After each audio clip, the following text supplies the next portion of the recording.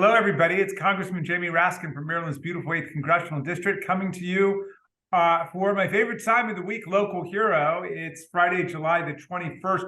Yesterday, as everybody knows, was International Chess Day.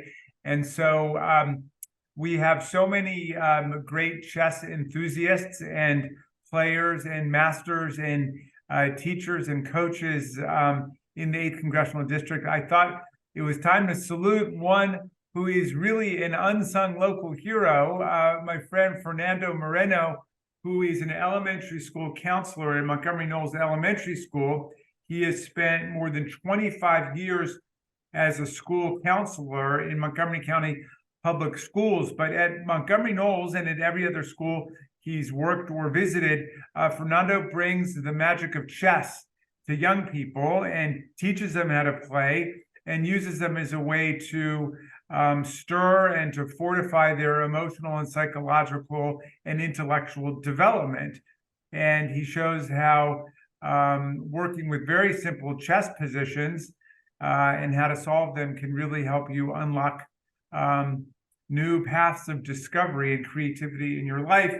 Originally from Madrid, Fernando provides bilingual and multicultural counseling to support all MCPS students in their journey for life success, and extends his work throughout the community, weekdays, weekends, daytime, nighttime. He's published a weekly column in the local newspaper, El Pregonero, called, in English, Social Chess, a Tool of the Mind. And I've worked with him on a number of chess programs, including a Saturday chess program for kids and for families in Silver Spring at El Gavilan in downtown Silver Spring, or nearby downtown Silver Spring, and all the right moves. So anyway, Fernando, for everything that you do for the community, for all of the hope and inspiration you bring to our families, and for always keeping chess in the center of your activism, we salute you as our local hero this week. Thank you very much. I'm very humble to receive that great honor and be with you and have the opportunity to talk to you about chess. You were my local hero, so in terms of how you help to develop the passion of chess to kids and to make them a life ability for the rest to become good citizens.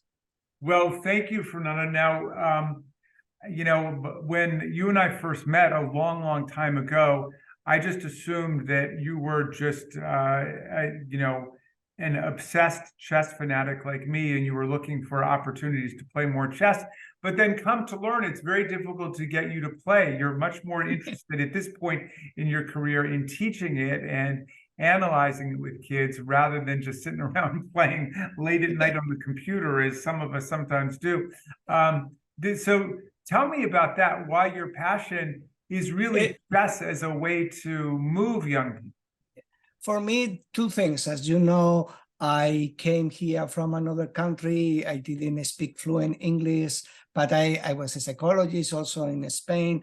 But then when I started working in the schools, I saw so many kids who have a lot of capability, but sometimes the integration of them in the school and the community was not as easy.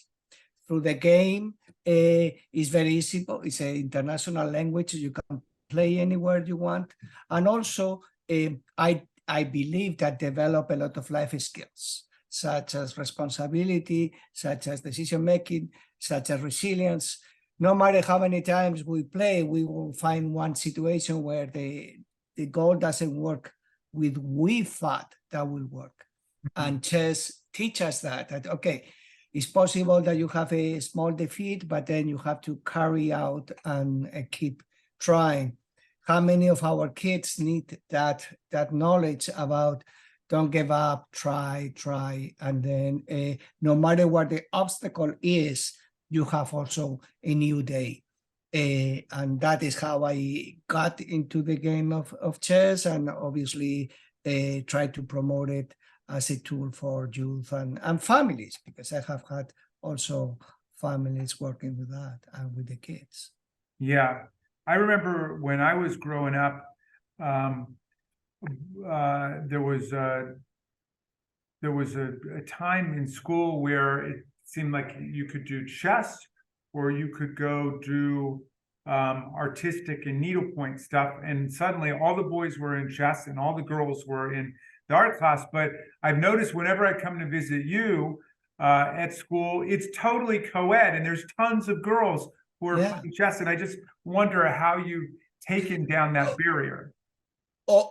Obviously, the things have evolved, and the equity aspect of the game is what we are all about. When I talk about all kids, also know what we call the nerd kids are coming. You know, people for underprivileged who do not speak fluent, and also when you talk specifically about the population of the girls, is in the beginning they are the same like the boys in terms of making a competitive game. Obviously, in our culture, sometimes the chess has been promoted to boys. But in many other countries, and now that we are learning more how to teach it, girls will be as competitive in that aspect. Now, in my also way to teach the game, I always do it as a collaborative. And as you have seen it, I do lessons with a big chess game where 4 or 5 kids are playing together, sharing, and that attracts more the girls too, because then becomes only silent game that is for people who become is a varsity school sport, then you will have in silence. But the way I'm doing it is very interactive and talking to each other, making decisions, deciding what is the best results, what is happening, and that attract more the socialization, and that include many girls. Yeah. You know, another dynamic used to be that chess was for people who just wanted to do it all the time. Yeah. And either you played all the time and you were really a fanatic, or you didn't do it. But you promote an idea of chess that everybody can play and everybody can enjoy it, right? Yes, and that is like always. How many of us maybe like to walk or maybe jog, but you are not going to enter a race? How many of us like to swim or like to ride a bicycle? So in chess, there was an aspect of the deportive competition varsity type, and then you will do it. The way we try to do it is now, it's another tool you have to interact, to develop, to think about your own moves. And then depending on the mentor or the tutor, or in my case, the counseling, we will go beyond that as a metaphor for life. But in general, it's an instrument to relax your mind, to be in peace.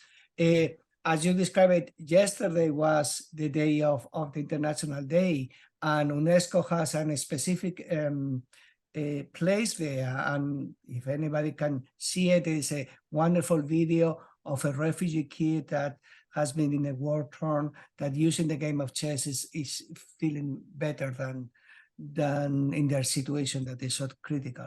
So, do you think it's important that kids are playing together, you know, physically in a classroom or at a park, as opposed to doing it on a computer with a stranger? Well, in my school, we have like what I call a friendly chess tournament, where 2 kids are playing during recess time, and then 2 kids play against another 2 kids in order to have that cooperation.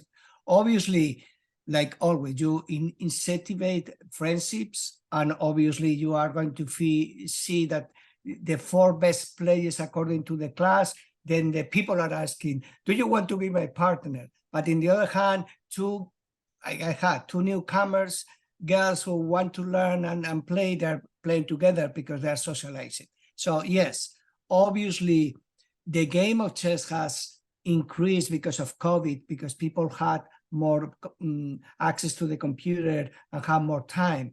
But I really promote camps, chess in the park, big chess boards, tables in the neighborhoods when 2 people can come and play, like we used to do in Silver Spring, where we set up chess sets and people going around and say, oh, I didn't know that this is happening. And as you know, we have a lot of people in the community, like the US Chess Center in Silver Spring, who promote the game too, and many other local heroes who are promoting the game of chess. Well, Fernando, your love of chess, your love of children, all of it is contagious, and you bring such great spirit and love to your family, to your community, to everybody in Montgomery County. And I want to thank you and salute you as our local hero for this week, July 21st, 2023. Thank you very, very much. I'm really humble, and thank you for that honor.